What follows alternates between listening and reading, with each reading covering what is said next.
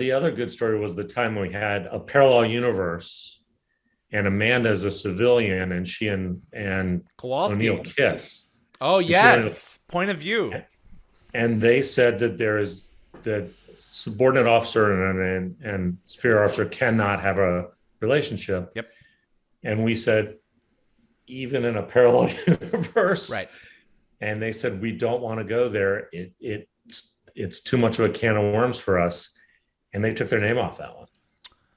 Wow. Okay. Yeah, I remember in season 1 you did the alternate reality with There Before the Grace of God, which is one of the greatest episodes there is because it's like all the chickens come home to roost, and that's the one where Carter was made a civilian, still a she was still an astrophysicist, but I thought that it worked because you have to have some kind of tension between the male and the female lead. You have to, Yeah. there is eros there. This is a television show, and I think that dance, even though it played out over 8 seasons, as long as Rick was on that show, I think it was successful. But would you have had, it, all things being equal, Jonathan, would you have had them ended up together if you could have? That's too much of a hypothetical because Okay. it would have depended on everything that happened between episode 3 and when they got together. But I always hoped that at some point one of them would leave the military and then they would admit their love for each other. But I'm not sure we would have ever been able to get there because so much happened between then and then. This is true.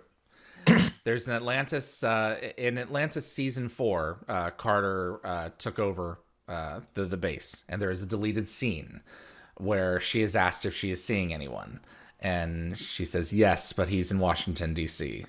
and I don't get back very often. And at that point, O'Neill was reassigned to the Pentagon. So even though it's a deleted scene, there's a lot of shippers out there who still hope.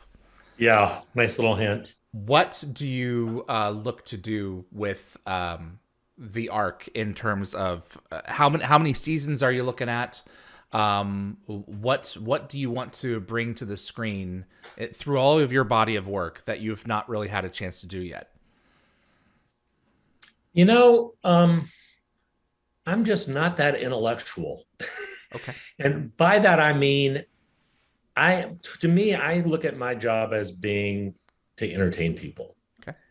And so what I want to do more than anything is make a show that, like I thought Stargate was, that's just fun, a fun romp that people want to tune into every day to escape all the crap that's going on in the real world and just have fun and hang out with this group of people we create that they want to hang out with.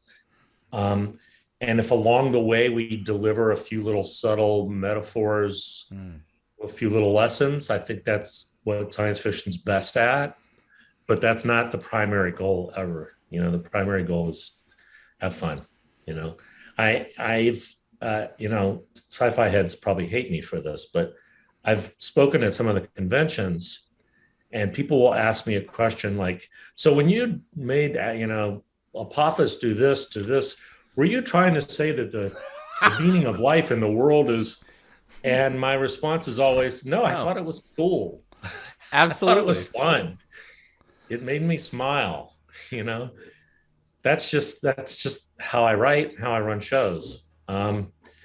So that's why that question is a hard question for me to answer because the answer is just I want to make a show that entertains people and people want to come back to, and that is successful.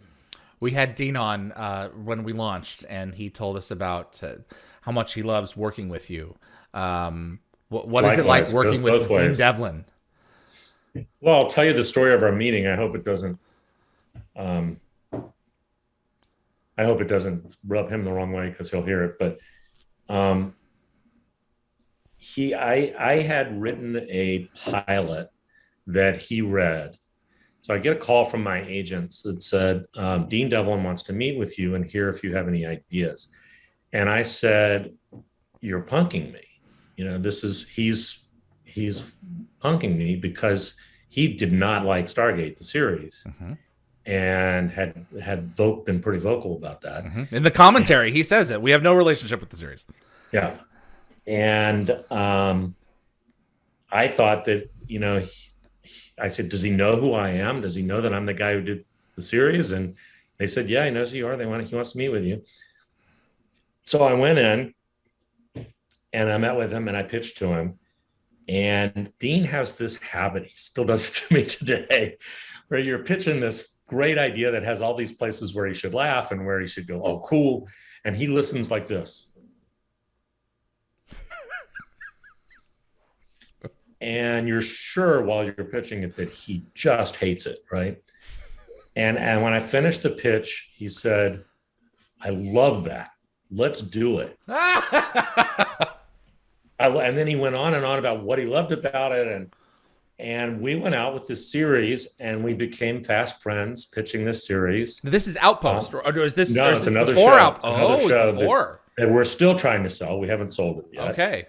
And when that seemed to have been dead on the vine, he said, I have this show called Outpost that needs a showrunner.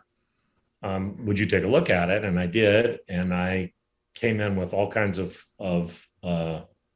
demands to the guys who created it, who were these new, young, talented guys who had never really done television.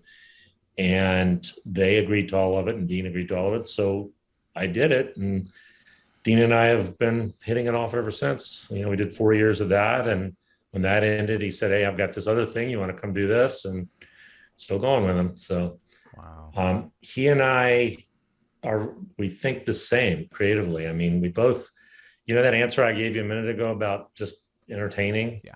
That's Dean's thing. You know, that's how he believes in doing TV and movies. And so that's how we both think, you know. So it's turned out to be great. So, you know, I can't think of another guy I'd rather work with.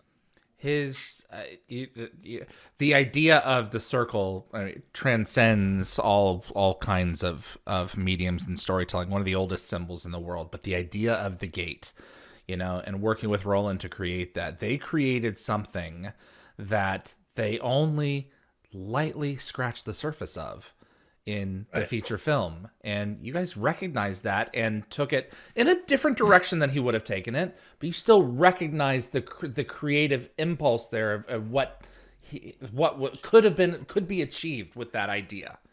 Yeah, well, I'll tell you, you know, we've talked about it since then, and you know, he and Roland wanted to make a series of movies, and they kind of had that ripped out from under them by MGM, who wanted it to be a series and wouldn't let them do the series because of they wanted to do this big series that MGM would not be able to afford to do. And they felt like it would bankrupt them. So they didn't agree to do it. And so they were bitter about it, you know, rightfully. I don't blame them. It was their baby that they had already planned on making these movies out of. And then Dean said, then the final nail in the coffin was when he saw the nudity in the pilot. He said, that doesn't belong in this universe. And that kind of pissed him off, and he never watched it again.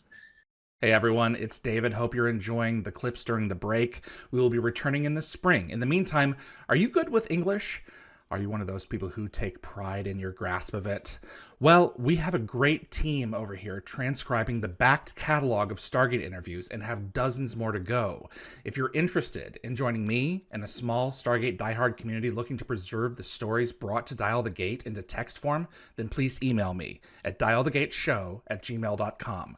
There's a little something in it for you, and you'll be helping to pass along the stories to future generations of fans who have yet to discover the show.